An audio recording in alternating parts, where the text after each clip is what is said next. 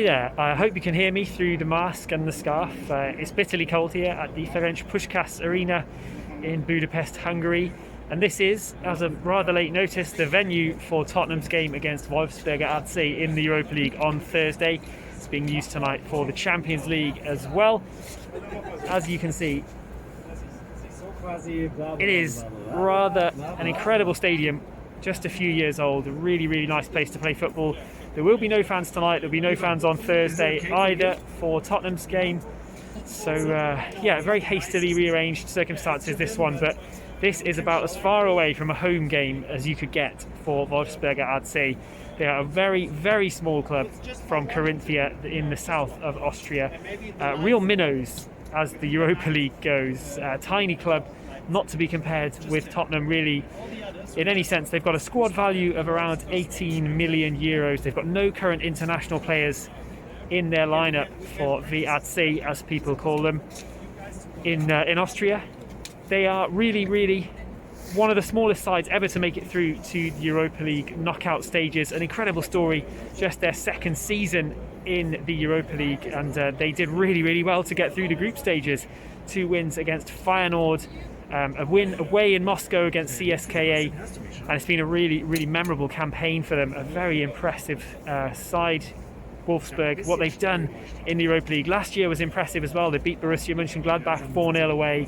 They drew twice against Roma, so they're used to punching above their weight in the Europa League. So in a sense, they will be a dangerous opponent if Tottenham take them lightly.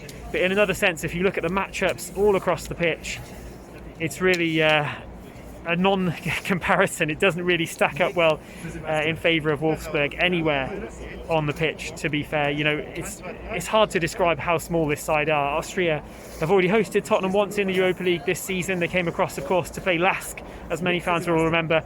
Well, VAC are even a step down from Lask in terms of how big the club is. A really tiny operating budget. A great advert really for how small clubs should be run. What they've done is definitely to be applauded.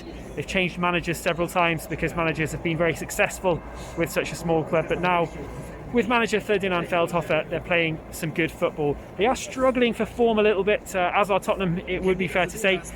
VAC are really struggling for goals, in fact, this season. In 2021 especially, they've lost their top scorer from last season, Sean Weissman. The Israeli was the top scorer in the Austrian Bundesliga, in fact, last season.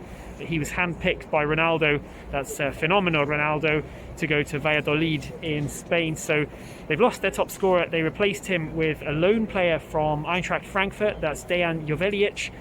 He's not been doing a bad job, Jovelic, alongside new boy Dario Wiedzinger as well up front for VAC, but they haven't got the goals that VAC have needed, and they're actually struggling in the Bundesliga, looking for a place in the top 6 at the moment. So in a way, that will be the more pressing bread and butter for their season. We'll be getting into the top 6 in the Austrian Bundesliga and looking for another European campaign next season. But in that sense, it means this game against Tottenham is truly a one-off. It's the game of their lives, a really special game for everybody on the pitch and off the pitch, everyone involved with VAC. It's an historic moment for the club. It's just a shame for them that they have to come here, as beautiful as this stadium is behind me. It's not really connected to VAC in any way, shape or form, and obviously circumstances have meant that they have to come and play the game here. But it's a shame for them that they can't play the game in Carinthia. It's a shame they can't play it near their home and sort of enjoy it with their fans. It would have been the biggest game for them. They would have brought in a lot of money, of course, a lot of ticket sales, a lot of interest for what is a tiny, tiny club. As it is, it costs them money to rent the place, it costs them money to play the game. So it's a bit of a shame, really, in terms of the sort of the dream of minnows in the Europa League. It's been spoiled a little bit for this. But if we look at the VAC side and maybe some players that are worth picking out, I'd pick out Dominic Baumgartner, the defender. He likes to come forward and get some goals. And there was a debut as well for their new Swedish centre-back, Gustav Henriksson, on the weekend. And he managed to pop forward and get a goal of his own with a really nice acrobatic header. So watch out for some of the centre-backs popping forward. That might be a danger point for Tottenham in the VAC side. Elsewhere in the midfield, it's got to be the main man, number 10, Michael Lindor, usually plays as the one in the 4-3-1-2.